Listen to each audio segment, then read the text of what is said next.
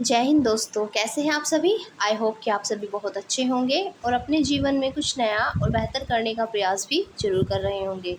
तो दोस्तों, आज हम पढ़ने वाले हैं, ये लास्ट चैप्टर होगा हमारा 8th क्लास की एनसीईआरटी का।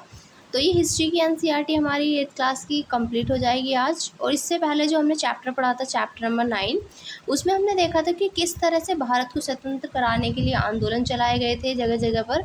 और फिर सारे भारत में मिलकर एक साथ आंदोलन होता है, भारत छोड़ो आंदोलन। और उसके बाद आखिरकार हमारा देश आज़ाद हो ही जाता है सन 1947 में। तो अब हम देखेंगे कि स्वतंत्रता के बाद हमारा जो देश है, जब आज़ाद हुआ स्वतंत्रता के बाद, फिर क्या हुआ, आज हम इस बारे में जानेंगे। तो जब हमारा देश आज़ाद हुआ और फिर हमने देखा कि भारत को दो पार्ट में डिवाइड कर दिया गया, भारत और पाकिस्तान में। तो किस तरह का हमारे लिए वो पल रहा, तो यहाँ पर देखते हैं। तो एक नया और खंडित राष्ट्र, जैसे ही हमारा देश आज़ाद हुआ एक नया देश तो बना, लेकिन उसी के साथ वो खंडित देश कहलाया। खंडित क्यों? क्योंकि उसको दो भागों में बांट दिया गया, भारत में और पाकिस्तान में। तो ये बात है अगस्त 1947 में, जब भारत आज़ाद हुआ। तो उसके सामने कई बड़ी चुनौतियां थी। बंटवारे की वजह से 80 लाख शरणार्थी पाकिस्तान से भारत आ गए थे और इन लोगों के लिए रहने का इंतज़ाम करना और उन्हें रोज़गार देना ज़रूरी था। इसके बाद रियासतों की समस्या थी। तकरीबन 500 रियासतें राजाओं या नवाबों के शासन में चल रही थी और इन सभी को नए राष्ट्र में शामिल होने के लिए तैयार करना एक टेढ़ा काम था। शरणार्थियों और रियासतों की समस्या पर फ़ौरन ध्यान देना लाजमी था। लंबे दौर में इस नवजात राष्ट्र को एक ऐसी राजनीतिक व्यवस्था भी विकसित करनी थी जो यहाँ के लोगों की आशाओं और आकांक्षाओं को सबसे अच्छी तरह से व्यक्त कर सके। तो अब एक नया राष्ट्र बना जो कि दो पार्ट में डिवाइड हुआ। फिर बहुत सारे लोग ऐसे थे, 80 लाख शरणार्थी हमारे पास, जो कि पाकिस्तान से भारत आए। फिर उनको रोज़गार देना, उनकी शिक्षा की व्यवस्था करना, ढेरों सारे काम, सब कुछ देखना था। इसी के साथ जो रियासतें थी, उन रियासतों को भी भारत में शामिल करना था। तो बहुत सारी समस्याएं थी यहाँ पर जिनका अब निवारण करना था। तो यहाँ पर ये जो डायग्राम आप देख रहे हैं, ये देखिए ये कितना भारी भीड़ यहाँ पर दिखाई गई है। तो ये इलाहाबाद में जब महात्मा गांधी की अस्थियों का विसर्जन हुआ था, तो ये उस दौरान का चित्र दिखाया गया है। क्योंकि गांधी जी को लोग बहुत ज़्यादा मानते थे और स्वतंत्रता संग्राम में इन्होंने अपना एक महत्वपूर्ण योगदान दिया था, गांधी जी ने। तो इलाहाबाद में जब महात्मा गांधी की अस्थियों का विसर्जन किया गया था फरवरी 1948 में, तो यहाँ पर ये सीन दिखाया गया है उसका। तो अभी स्वतंत्रता को, क्योंकि हमारा देश 1947 में आज़ाद हुआ था और गांधी जी की मृत्यु जनवरी 1948 में ही हो गई थी। तो यहाँ पर बताया गया है कि अभी स्वतंत्रता को 6 महीने भी नहीं हुए थे कि सारा राष्ट्र जो था वो गहरे शोक में पड़ गया। 30 जनवरी 1948 को कट्टर विचारों वाले नाथूराम गोडसे ने महात्मा गांधी की हत्या कर दी। वह गांधी जी के इस दृढ़ विश्वास से मतभेद रखता था कि हिंदुओं और मुसलमानों को सद्भावना बनाते हुए इकट्ठा रहना चाहिए। उसी शाम हक्के बक्के राष्ट्र ने आकाशवाणी पर जवाहरलाल नेहरू का भावुक भाषण सुना। दोस्तों, साथियों, हमारी ज़िंदगी की रोशनी जो है वो बुझ गई और चारों तरफ अंधेरा है। हमारे प्रिय नेता राष्ट्रपिता अब नहीं रहे। तो राष्ट्रपिता के नाम से हालांकि इनको, गांधी जी को, जाना जाता है। तो ये उन्हीं के बारे में कहा गया था जो जवाहरलाल नेहरू ने रेडियो प्रसारण के द्वारा ही सबको बताया था गांधी जी की मृत्यु के बारे में। तो अब जब 1947 में भारत की जो आबादी थी, आज़ादी के बाद जब आबादी की बात करेंगे तो जो आबादी थी वो काफ़ी बड़ी थी। तकरीबन 34.5 करोड़ थी, यानी कि लगभग 34.5 करोड़। जब हमारा देश आज़ाद हुआ था तो आबादी लगभग 34.5 करोड़ थी। यह आबादी भी आपस में बटी हुई थी। इसमें ऊंची जाति, नीची जाति, बहुल हिंदू समुदाय और अन्य धर्मों को मानने वाले जो भारतीय थे। इस विशाल देश के लोग तरह तरह की भाषाएं बोलते थे। उनके पहनावों में भारी फर्क था। उनके खान पान, उनके काम धंधों में भी बहुत सारी विविधताएं थी। यानी कि ये सारी विभिन्नताएं थी। इन सबके काम अलग अलग थे, रहना खाना सब चीज़ें अलग अलग थी। तो विविधता थी इनके बीच बहुत सारी।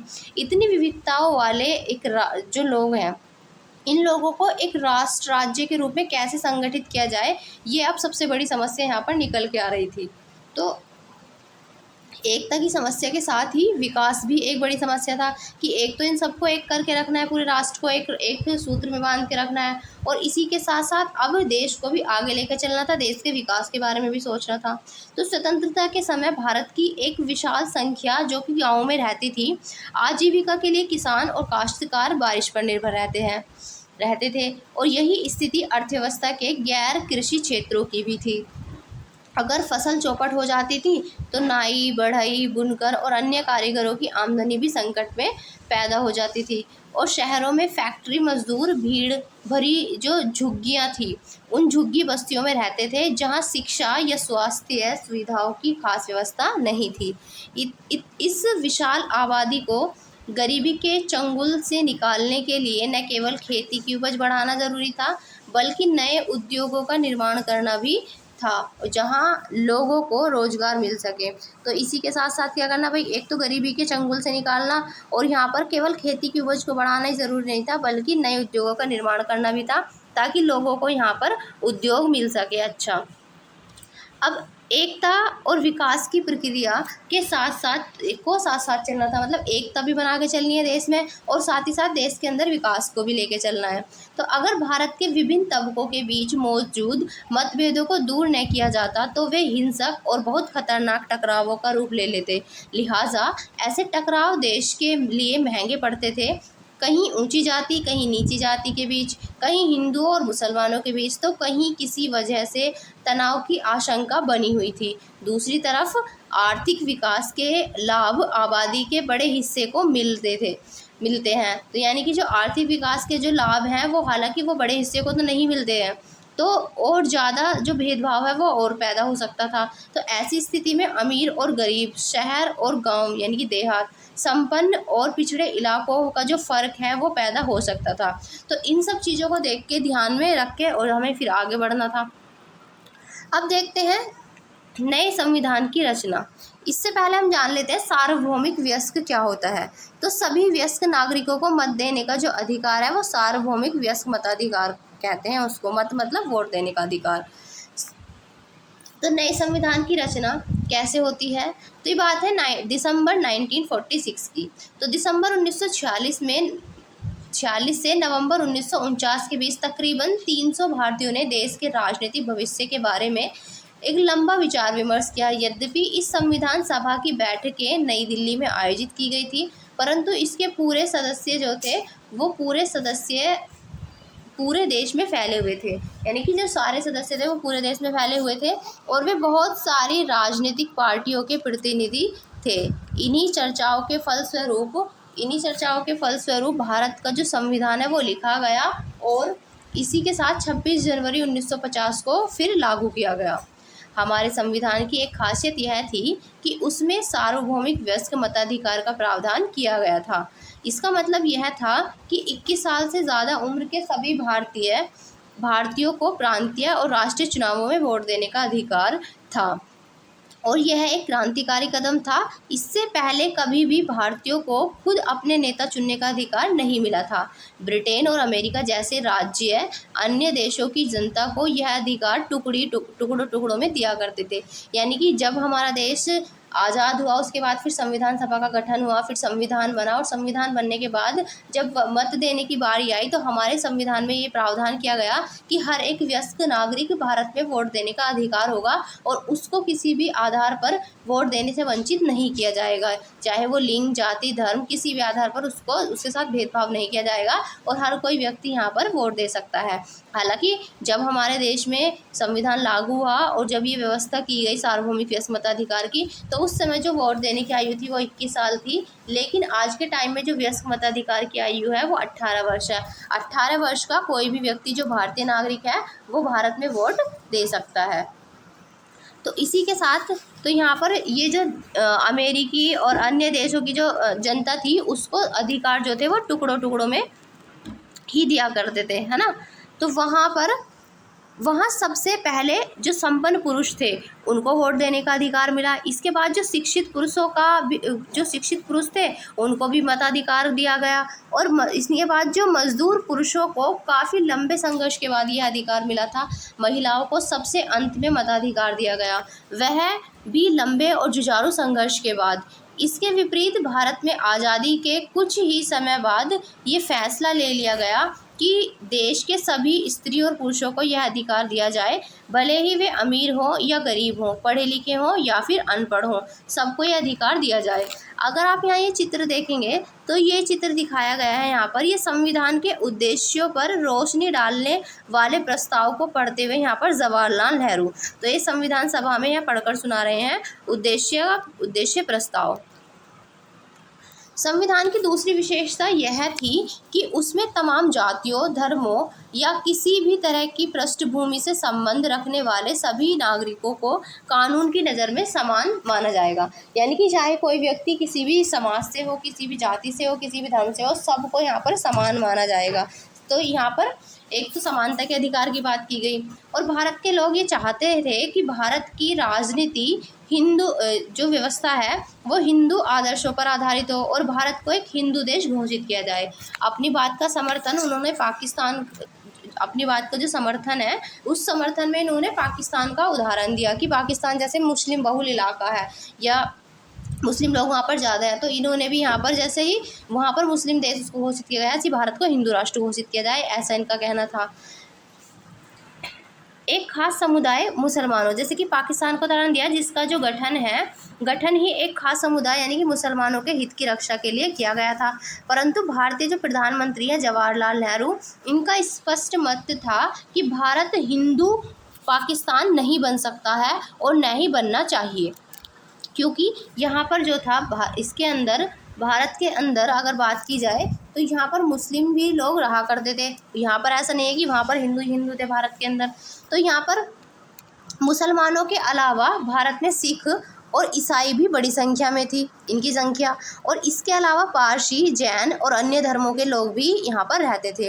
नए संविधान में इन सभी समुदाय के लोगों को भी वही अधिकार दिए गए जो अधिकार हिंदुओं को दिए गए थे, चाहे सरकारी या निजी क्षेत्र की नौकरियों का सवाल हो या फिर कानून से संबंधित कोई मामला हो। इन सभी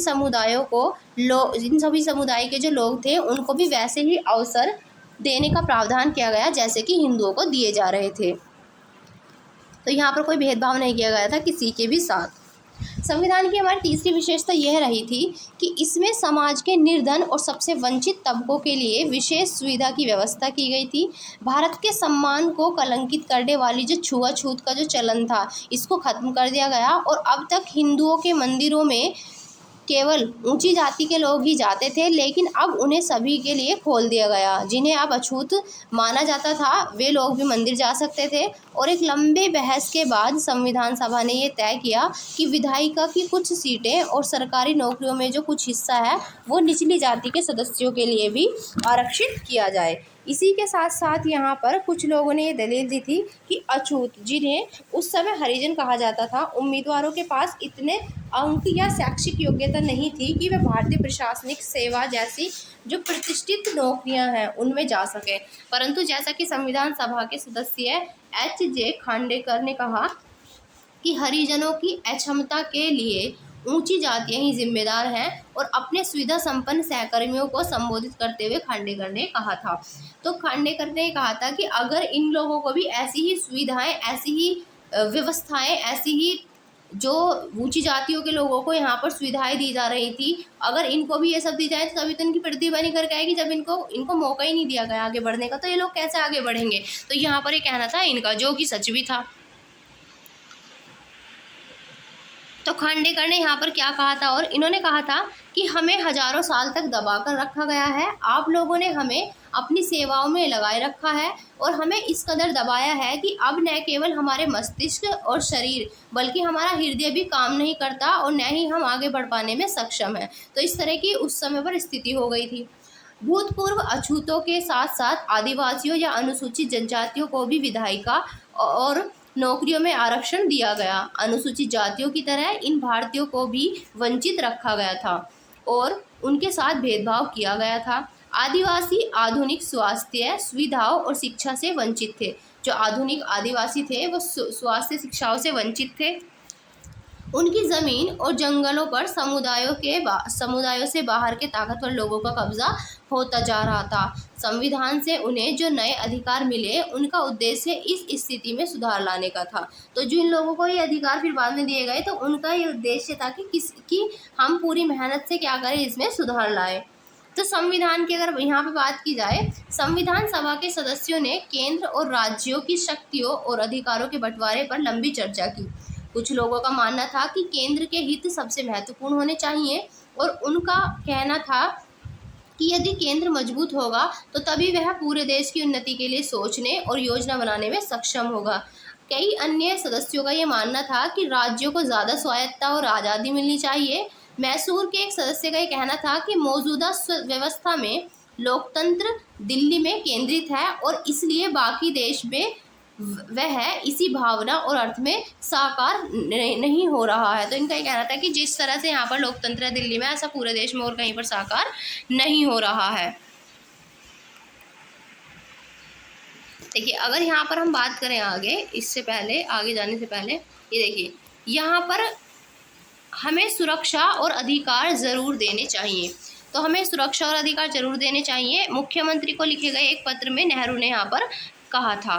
तो यहाँ पर मुख्यमंत्रियों को लिखे एक पत्र में नेहरू जी ने कहा था कि हमारे पास एक मुस्लिम अल्पसंख्यक समुदाय है जो संख्या की दृष्टि से इतना बड़ा है कि अगर वे चाहें तो भी कहीं नहीं जा सकते हैं। यह एक बुनियादी तथ्य है जिसके बारे में बहस की कोई गुंजाइश नहीं है।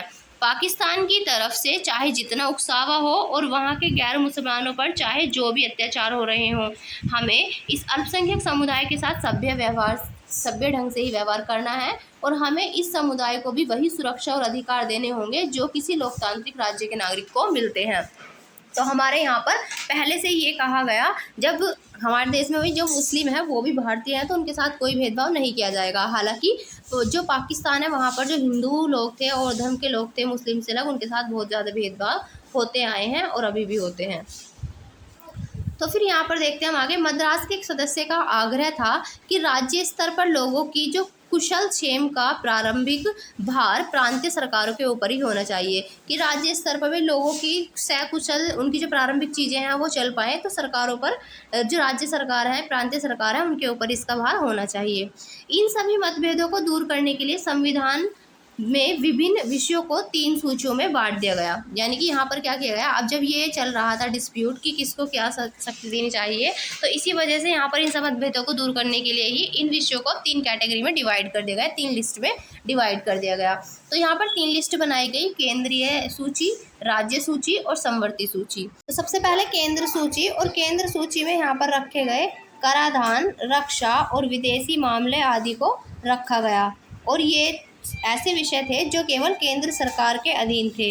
राज्य सूची में शिक्षा और स्वास्थ्य जैसे विषय लिए गए जिनकी जिम्मेदारी मुख्य रूप से राज्य सरकारों के ऊपर थी। तो शिक्षा और स्वास्थ्य जैसे विषय रखे गए ये राज्य के लिए। और समवर्ती सूची में वन एवं कृषि आदि ऐसे विषयों को रखा गया जिनके बारे में केंद्र और राज्य दोनों सरकारें संयुक्त रूप से फैसले ले सकते थे। तो केंद्र सूची पर केंद्र फैसले लेगा, राज्य सूची पर राज्य है, और समवर्ती सूची पर केंद्र और राज्य दोनों फैसले ले सकते थे, ऐसा इसमें प्रावधान किया गया। अगर ये चित्र आप देखेंगे तो यहाँ पर ये दिखाए गए हैं आपको इस चित्र में डॉक्टर भीमराव अंबेडकर जी। तो डॉक्टर BR अम्बेडकर जी यहाँ पर दिखाए गए हैं। देखिए इस चित्र में ये बैठे हैं यहाँ पर डॉक्टर भीमराव अम्बेडकर जी। तो इस चित्र में दिखाया गया है कि डॉक्टर भीमराव अम्बेडकर जी, जो कि 1891 में इनका जन्म हुआ था और 1956 में मृत्यु। इनको जो प्यार से लोग बाबा साहब के नाम से पुकारते थे, और वह एक मराठी भाषी दलित परिवार से थे। डॉक्टर अम्बेडकर एक जाने माने वकील और एक अर्थशास्त्री थे, और उन्हें दलितों का महान नेता और भारतीय संविधान का जनक माना जाता है। इसी के साथ यहाँ पर जब ये बांट दिया गया, इस 3 लिस्ट में इसको डिवाइड कर दिया गया, तो संविधान में अब बात आती है भाषा की। तो संविधान में भाषा के सवाल पर बड़ी तीखी बहस हुई, और बहुत सारे लोगों का ये मानना था कि अंग्रेजी के साथ साथ अंग्रेजी भाषा को भी यहाँ से विदा कर दिया जाना चाहिए। जिस तरह से अंग्रेजों को विदा कर दिया, अब यहाँ से अंग्रेजी को भी विदा कर दिया जाना चाहिए। और उनका कहना ये था कि अंग्रेजी को हिंदी की जगह अपनाया जाना चाहिए, परंतु जो लोग हिंदी नहीं बोलते थे उनकी राय अलग थी। संविधान सभा में बोलते हुए टीटी कृष्णमाचारी ने दक्षिण के लोगों की ओर से चेतावनी देते हुए कहा कि अगर उन पर हिंदी भाषा थोपी गई तो वहाँ के बहुत सारे जो लोग हैं वो भारत से अलग हो जाएंगे। और इसी विवाद से बचने के लिए आखिरकार बीच का रास्ता निकाल लिया गया और संविधान निर्माताओं ने हिंदी को भारत की राजभाषा का दर्जा दिया। और जबकि अदालतों, सेवाओं और विभिन्न राज्यों के बीच संचार आदि के लिए यहाँ पर अंग्रेजी के इस्तेमाल का फैसला लिया कि जो संचार की भाषा होगी एक दूसरे से, वो इंग्लिश यूज़ की जाएगी।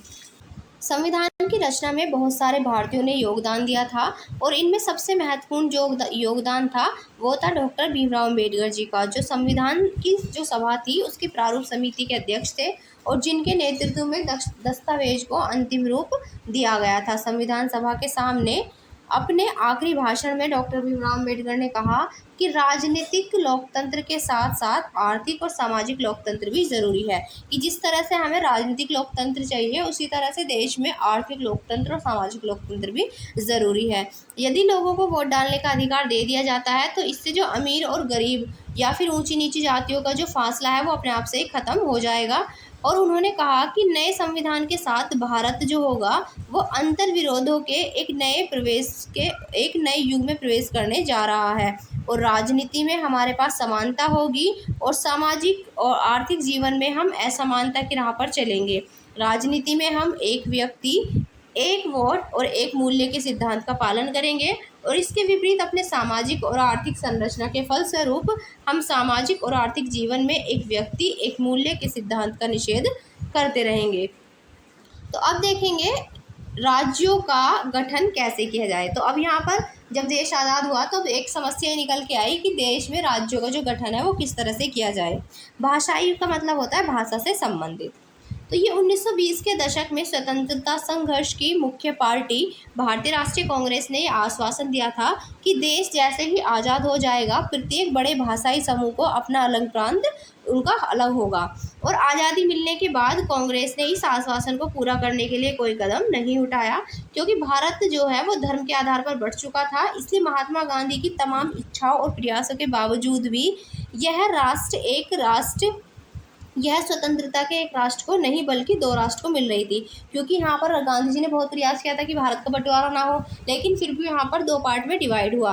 तो यहाँ पर जो जितनी भी उनकी इच्छाएं थी, गांधी जी की प्रयास थे, इसके बावजूद भी स्वतंत्रता को एक राष्ट्र नहीं बल्कि दो राष्ट्रों को मिल रही थी स्वतंत्रता। और इस वजह से देश के विभाजन के फलस्वरूप हिंदू और मुसलमानों के बीच हुए भीषण दंगों में 10 लाख से ज़्यादा लोग मारे गए थे। और ऐसे में यह चिंता स्वाभाविक थी कि क्या हमारा देश भाषा के आधार पर इस तरह के और जो बंटवारे हैं उनको झेल सकता था।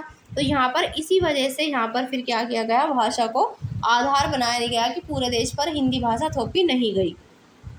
प्रधानमंत्री जवाहरलाल नेहरू और उप प्रधानमंत्री वल्लभ भाई पटेल दोनों ही भाषा के आधार पर राज्यों के गठन की नीति के विरोधी थे। विभाजन के बाद नेहरू ने कहा था कि उपद्रवकारी प्रवृत्तियां सिर उठा रही हैं, जिन पर अंकुश लगाने के लिए राष्ट्र को शक्तिशाली और एकजुट होना चाहिए, वरना जैसा कि पटेल ने कहा, इस समय भारत की पहली और आखिरी ज़रूरत यह है कि उसे एक राष्ट्र बनाया जाए। राष्ट्रवाद को बढ़ावा देने वाली हर चीज़ को आगे बढ़ानी चाहिए और उसके रास्ते में रुकावट डालने वाली हर चीज़ को खारिज किया जाना चाहिए। हमने यही कसौटी भाषाई प्रांतों के सवाल पर भी अपनाई है और इस कसौटी के हिसाब से हमारी राय में इस मांग का समर्थन नहीं किया जा सकता। तो यहाँ पर क्योंकि कांग्रेस के जो नेता हैं वो अपने वायदों से पीछे हट रहे थे, इसलिए जगह जगह असंतोष पैदा हुआ। कन्नड़ भाषी, मलयालम भाषी, मराठी भाषी सभी अपने अपने राज्य के इंतज़ार में थे। सबसे गहरा असंतोष जो मद्रास प्रेसिडेंसी के तेलुगु भाषी जिलों में दिखाई दिया। जब 1952 के आम चुनावों में नेहरू वहां चुनाव प्रचार के लिए गए तो लोगों ने उन्हें काले झंडे दिखाए और हमें आंध्र चाहिए के नारे लगाए। उसी साल अक्टूबर में वयोवृद्ध गांधीवादी पोट्टी श्रीरामालू तेलुगु भाषियों के हितों की रक्षा के लिए आंध्र राज्य के गठन की मांग करते हुए भूख हड़ताल पर बैठ गए। और जैसे जैसे अनशन आगे बढ़ने लगा तो बहुत सारे लोग श्रीरामालू के समर्थन में आगे आने लगे और जगह जगह लोग हड़ताल करने लगे और जुलूस निकालने लगे। तो यहाँ पर फिर क्या किया जाएगा अब, तो इस तरह से जब विरोध प्रदर्शन होने लगा और अपने अपने राज्य की अपनी अपनी भाषा के साथ यहाँ पर स्वीकार करने की मांग यहाँ पर चलती रही, तो यहाँ पर जब ये अनशन पर बैठ जाते हैं रामालू जी, तो यहाँ पर अब सबसे पहले आंध्र प्रदेश को भाषाई आधार पर भारत का पहला राज्य बनाया जाएगा और फिर सब राज्य को ये छूट दे दी जाएगी कि सब अपने अपने राज्य का गठन अपनी अपनी भाषा के अकॉर्डिंग कर सकते हैं। तो यहाँ पर ये जो चित्र दिखाया गया है यही है गांधीवादी नेता पोट्टी श्री रामुलु। तेलुगु भाषियों के लिए अलग राज्य की मांग करते हुए अनशन पर ही इनकी मृत्यु हो गई थी। तो ये इनकी मृत्यु हो जाती है अनशन पर ही। तो यहाँ पर जुलूस निकालने लगे, फिर 58 दिन तक इनका ये अनशन चलता है और 58 दिन के अनशन के बाद 15 दिसंबर 1952 को पोट्टी श्री रामुलु का देहांत हो गया।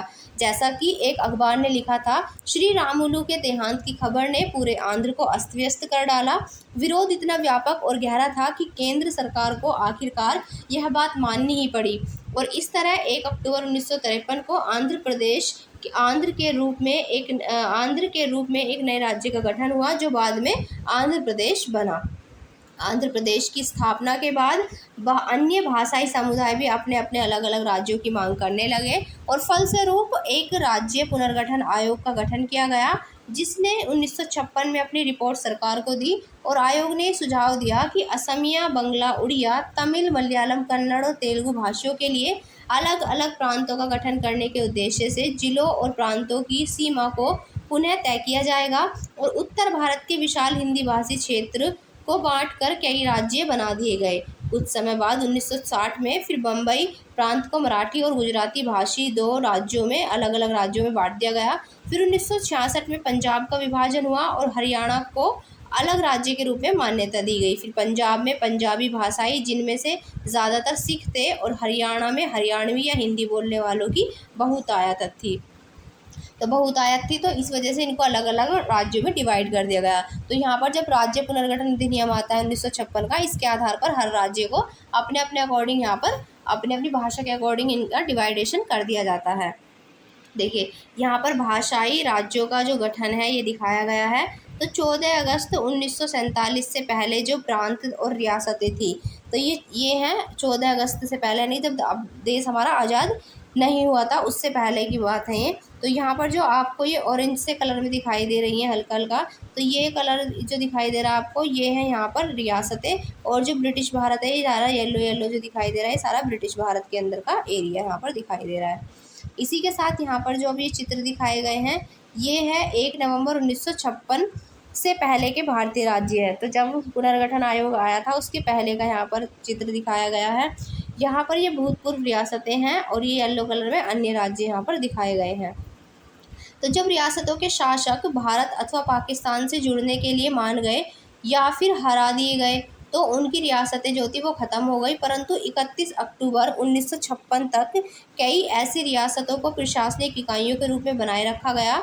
इसलिए 1947-48 से 31 अक्टूबर 1956 की कालावधि के लिए इन्हें भूतपूर्व रियासत कहा गया था। तो 1956 तक की कालावधि के लिए इन्हें भूतपूर्व रियासत कहा गया था।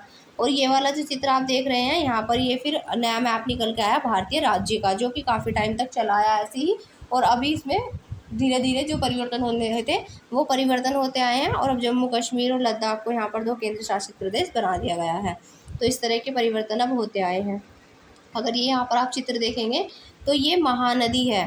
महानदी के पानी को रोकने के लिए बनाया गया है यहाँ पर ये पुल है जो कि महानदी के पानी को रोकने के लिए बनाया गया है। स्वतंत्र भारत में पुल और बांध का विकास जो था वो प्रतीक बन गए थे स्वतंत्र भारत के। राज्य क्या होता है, तो सरकार से संबंधित, ध्यान दें कि राज्य शब्द का यह अर्थ देश के विभिन्न राज्यों या प्रांतों से नहीं है। ये यहाँ पर जो राज्य शब्द है वो सरकार के लिए भी यूज़ किया जाता है बुक के अंदर।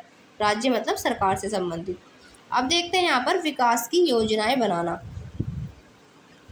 तो भारत और भारतीयों को गरीबी से मुक्त कराने और आधुनिक तकनीकों एवं औद्योगिक आधार निर्मित करना नए भारत का एक बड़ा लक्ष्य था। 1950 में सरकार ने आर्थिक विकास के लिए नीतियां बनाने और उनको लागू करने के लिए एक योजना आयोग का गठन किया। इस बारे में ज़्यादातर सहमति थी कि भारत मिश्रित अर्थव्यवस्था के रास्ते पर चलेगा। यहाँ राज्य और निजी क्षेत्र दोनों ही उत्पादन बढ़ाने और रोजगार पैदा करने में महत्वपूर्ण और परस्पर जो पूरक भूमिका थी वो अदा करेंगे। किस क्षेत्र की क्या भूमिका होगी, अर्थात कौन से उद्योग सरकार द्वारा और कौन से उद्योग बाजार द्वारा यानी कि निजी उद्योगपतियों के द्वारा लगाए जाएंगे, विभिन्न क्षेत्रों और राज्यों के बीच किस तरह का संतुलन बनाया जाएगा, इन सबको जो परिभाषित करना था वो काम था योजना आयोग का। तो ये सब कौन करेगा? योजना आयोग यानी कि प्लानिंग कमीशन। यहाँ पर अगर आप देखेंगे ये जो यहाँ पर चित्र दिखाया गया है तो यह है गांधी सागर बांध पर चल रहा काम। तो ये गांधी सागर बांध है जो कि मध्य प्रदेश में स्थित चंबल नदी पर बनाया गया है। तो 4 बांधों में से ये पहला बांध है जिसका निर्माण 1960 में पूरा हुआ था। तो इसका बांध का निर्माण 1960 में पूरा हुआ था, गांधी सागर बांध का, जो कि मध्य प्रदेश में पड़ता है। उधर अगर बात की जाए आगे तो 1956 में आती है दूसरी पंचवर्षीय योजना। तो दूसरी पंचवर्षीय योजना तैयार की गई 1956 में, और इस योजना में इस्पात जैसे भारी उद्योगों और विशाल बांध परियोजनाओं आदि पर सबसे ज़्यादा जोर दिया गया। ये काम सरकारी नियंत्रण के अंतर्गत रखे गए और भारी उद्योगों पर यह जोर और अर्थव्यवस्था की राज्य नियंत्रण की कोशिशें अगले कुछ दशकों तक आर्थिक नीति को प्रभावित करती रही। इस पद्धति के बहुत सारे समर्थक थे, कुछ तो मुखर विरोधी भी थे। कुछ लोगों को लगता था कि इस प्रणाली में खेती पर जो है वो पर्याप्त जोर नहीं दिया जा रहा है, जो दूसरी प्रणाली थी। अब देखेंगे पंचवर्षीय जो योजनाएं हैं इन पर नेहरू जी के क्या विचार थे। तो प्रधानमंत्री जवाहरलाल नेहरू ये योजना प्रक्रिया के भारी समर्थक थे और उन्होंने विभिन्न राज्यों के मुख्यमंत्रियों के नाम लिखे और अपने पत्रों में नियोजन के आदर्शों और उद्देश्यों की व्याख्या की। ये बात है 22 दिसंबर 1952 के एक पत्र में उन्होंने क्या लिखा था इसके बारे में। तो पंचवर्षीय योजना के पीछे भारत की एकता और देश के विभिन्न जनसमूहों के विराट आपसी सहयोग की अवधारणा निहित है। हमें ये बात हमेशा याद रखनी चाहिए कि इस प्रक्रिया में सिर्फ सरकारी तंत्र का ही महत्व नहीं होता, बल्कि जनता के उत्साह और सहयोग का महत्व इससे भी ज़्यादा होता है। हमारे लोगों को एक विशाल उद्यम में साझेदारी का उत्साह उन्हें अपने अगले उद्देश्य की ओर बढ़ते सहयात्री जैसा एहसास होना चाहिए। बेशक योजना बहुत सारे अर्थशास्त्रियों, सांख्यिकी विशेषज्ञों और ऐसे ही दूसरे लोगों की गणनाओं पर आधारित हो सकती हैं और होंगी, परंतु केवल आंकड़ों और संख्याओं से, हालांकि ये महत्वपूर्ण है कि ये किसी योजना में जीवन पैदा नहीं करते। जीवन का यह उच्छ्वास तो कहीं और से ही आता है और अब यह हमारी जिम्मेदारी है कि ठंडे अक्षरों में लिखी योजना को एक ऐसी जीवंत गतिशील उद्यम बना दें कि वह लोगों की कल्पनाओं को साकार कर सकें। इनका कहना था कि जो चीज़ें लिखी हुई हैं किसी और ने बनाई हैं, हालांकि प्लान किसी और ने किया है, लेकिन इसको एग्जीक्यूट जो करेंगे लोग ही करेंगे, इनमें ही अपनापन होना चाहिए तभी ये चीज़ें सफल होंगी। तो ऐसा कहना था यहाँ पर किसका? नेहरू जी का। तो यहाँ पर ये भिलाई, ये देखिए जो यहाँ पर चित्र दिखाया गया है आपको, ये भिलाई संयंत्र है यहाँ पर, जो हमारे यहाँ पर भिलाई इस्पात संयंत्र लगाया गया था, इसमें जवाहरलाल नेहरू जी यहाँ पर दिखाए गए हैं। तो ये भिलाई इस्पात संयंत्र है जो कि छत्तीसगढ़ में पड़ता है, ये यहाँ पर नेहरू जी दिखाए गए हैं। ये जो भिलाई इस्पात संयंत्र है इस इस्पात कारखाने की स्थापना 1959 में तत्कालीन सोवियत संघ यानी कि रूस आज के टाइम में जिसे हम कहते हैं उसकी सहायता से की गई थी। छत्तीसगढ़ के पिछड़े ग्रामीण इलाके में स्थित यह कारखाना आधुनिक भारत के विकास का एक महत्वपूर्ण प्रतीक बन गया था। कुछ लोगों का ये कहना भी था कि प्राथमिक शिक्षा की उपेक्षा हो रही है और कुछ अन्य लोगों का ये मानना था कि आर्थिक नीतियों के कारण पर्यावरण पर पड़ रहे जो प्रभाव हैं उन पर ध्यान नहीं दिया गया है। महात्मा गांधी की अनुयायी जिनका नाम था मीराबेन, इन्होंने 1949 में लिखा था कि विज्ञान और मशीनरी के विज्ञान और मशीनरी के द्वारा उसे मानवता को, उसे का मतलब यहाँ पर मानवता को कहा गया है कि विज्ञान और मशीनरी के द्वारा मानवता को कुछ समय तक भारी फायदा हो सकता है, लेकिन आखिरकार तबाही ही मिलेगी। हमें कुदरत के संतुलन का अध्ययन करके उसके नियमों के हिसाब से ही अपनी ज़िंदगी चलानी चाहिए, तभी हम स्वस्थ और नैतिक रूप से सभ्य प्रजाति के रूप में जीवित रह पाएंगे। कि जो हमें कुदरत ने दिया है उन चीज़ों को हमें वैसे ही इस्तेमाल करना चाहिए, उनमें ज़्यादा फेरबदल ना करके बस जितनी हमें ज़रूरत हो उतना ही यूज़ करें। अगर हम इसको ज़्यादा छेड़खानी करेंगे तो फिर कुदरत का कहर भी हम पे बरसेगा। कहने का मतलब ये है कि प्रकृति जो है वो अपना रंग दिखाएगी। फिर किस तरह से आप देख रहे हैं कितनी ग्लोबल वार्मिंग हो रही है, तो ये सब किसका कारण है? तो ये सब इन्हीं हमारे मानव के उन प्रयासों का कारण है जो औद्योगिकरण के कारण हमने नई नई टेक्नोलॉजी से आज़ाद किए हैं। जो हम अपनी सुविधाओं के साथ साथ कुछ दुविधाएं भी ला रहे हैं ना, ये उसी का परिणाम है।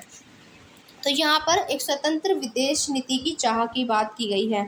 ये संयुक्त राष्ट्र में जवाहरलाल नेहरू और कृष्ण मेनन जहाँ पर दिखाए गए हैं, जो कि संयुक्त राष्ट्र में हैं, यानी कि संयुक्त राष्ट्र में उनके संयुक्त राष्ट्र के साथ हैं।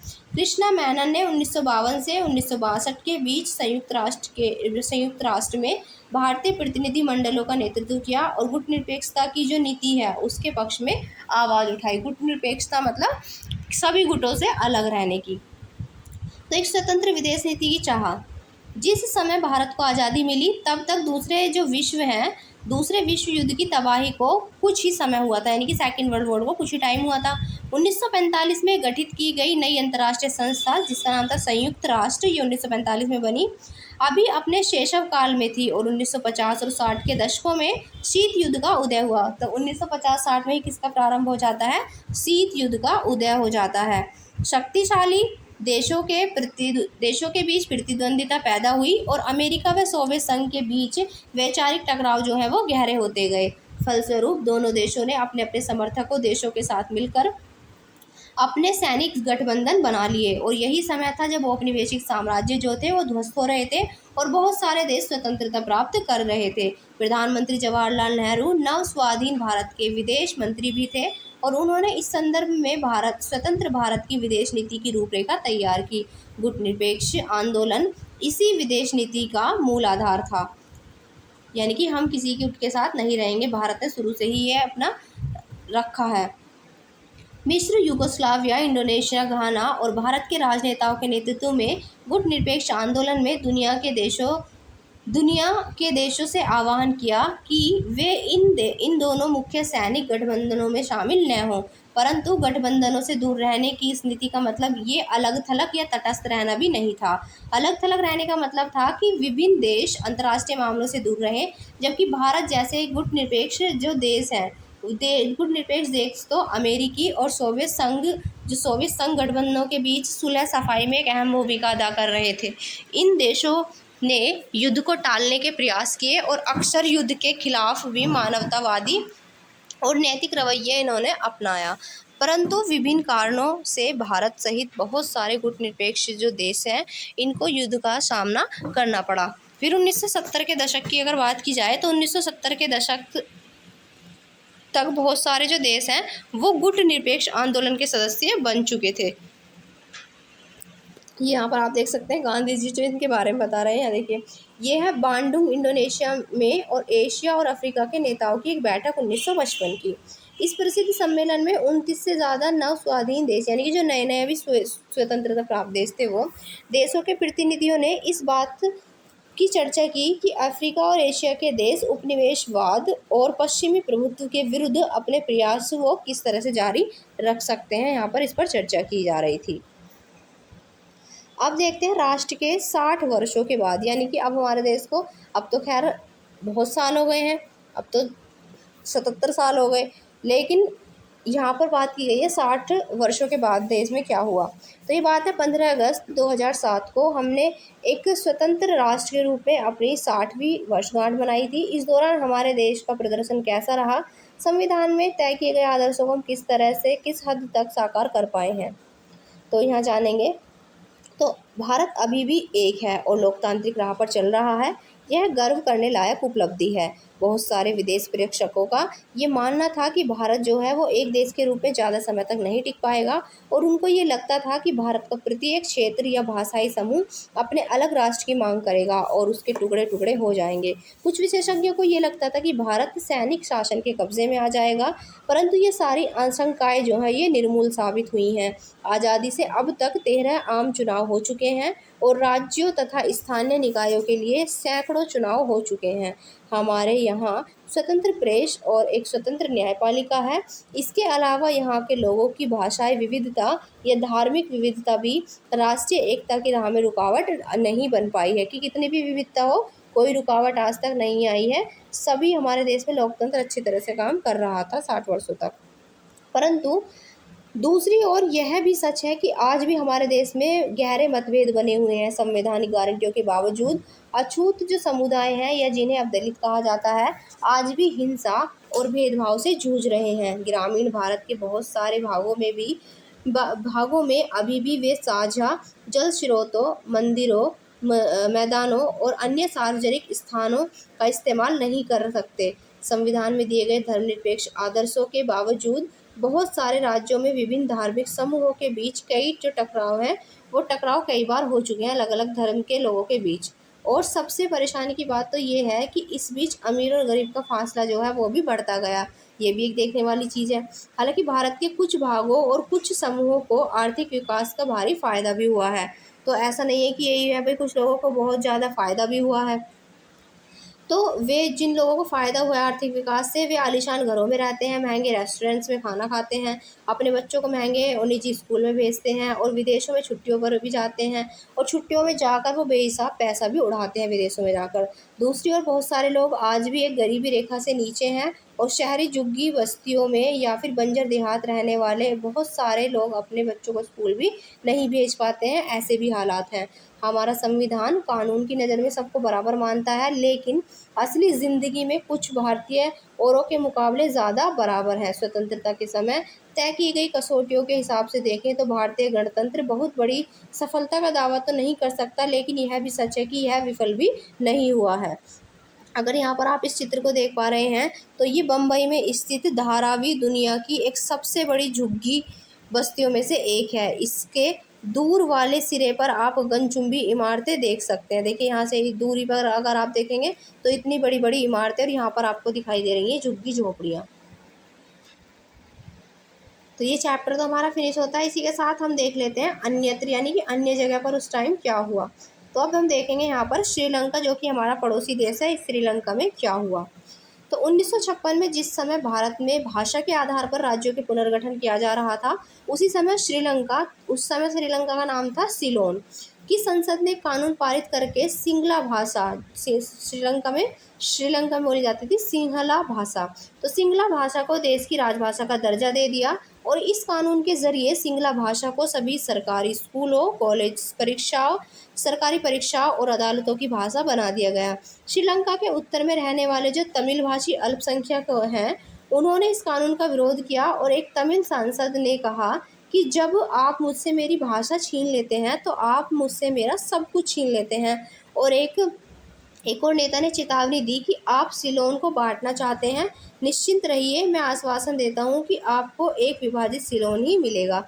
सिंगला भाषा एक विपक्षी सदस्य ने कहा था ये बात कि अगर सरकार अपना रुख नहीं बदलती है और इस कानून पर अड़ी रहती है तो इस छोटे से देश में से दो टूटे फूटे जो रक्त रंजित देश भी पैदा हो सकते हैं, ऐसा कहा गया। क्योंकि जब यह भाषा के आधार पर इसको दो पार्ट में डिवाइड करने की बात की। पिछले कई दशकों से श्रीलंका में गृह युद्ध चल रहा है। अब भी वहाँ पर ऐसी स्थिति कभी भी बन जाती है, जो इसी कारण से पैदा हुआ है कि वहाँ के जो तमिल भाषी अल्पसंख्यक पर सिंगला भाषा थोपी जा रही है। और एक अन्य दक्षिण एशियाई देश जिसका नाम है पाकिस्तान भी इसलिए दो टुकड़ों में बंट गया था, क्योंकि पूर्वी पाकिस्तान के बांग्लादेशी भाषी लोगों को ये लगता था कि पाकिस्तान में उनकी जो भाषा है उसको दबाया जा रहा है और इसके विपरीत भारत एकीकृत राष्ट्र के रूप में कायम रहा है, कुछ हद तक इसलिए कि यहाँ बहुत सारी क्षेत्रीय भाषाओं को फलने फूलने का मौका दिया गया। क्योंकि भारत में तो भाई जो जिस राज्य में रहता है और जहाँ की जो भी मेन भाषा है वो वहाँ पर उसका यूज़ कर सकता है। भारत में किसी कोई भाषा नहीं थोपी गई, लेकिन इन सब पे अपनी अलग अलग जगह भाषा थोपी जा रही थी। अगर हिंदी को उसी तरह से दक्षिण भारत पर थोप दिया जाता जिस तरह से पूर्वी पाकिस्तान पर उर्दू या फिर उत्तरी श्रीलंका पर सिंगला भाषा को थोप दिया गया था, तो शायद भारत भी गृह युद्धों में उलझकर बिखर जाता। आज भारत इस तरह से एक भारत न रहता। जवाहरलाल नेहरू और सरदार पटेल की आशंकाओं को निर्मूल साबित करते हुए भाषाई राज्यों ने भारत की एकता के लिए कभी खतरे पैदा नहीं किया, और बल्कि उन्होंने इस एकता को और गहराई दी है। और इससे पता चलता है कि जब एक बार अपनी भाषा के दबने का भय खत्म हो जाता है तो विभिन्न भाषाई समूह एक विशाल राष्ट्र के अंग के रूप में सहज ही आगे बढ़ने लगते हैं। यहाँ पर ये जो चित्र दिखाया गया है, बंदूक लिए हुए तमिल उग्रवादी श्रीलंका में गृह युद्ध का प्रतीक यहाँ पर दिखाया गया है। तो इसी के साथ जो हमारा ये चैप्टर है वो ख़त्म हो जाता है। और अगर आपको कोई भी डाउट हो इस चैप्टर से रिलेटेड तो आप पूछ सकते हैं। फिर मिलेंगे कल एक नई वीडियो के साथ। तब तक के लिए जय हिंद, जय भारत।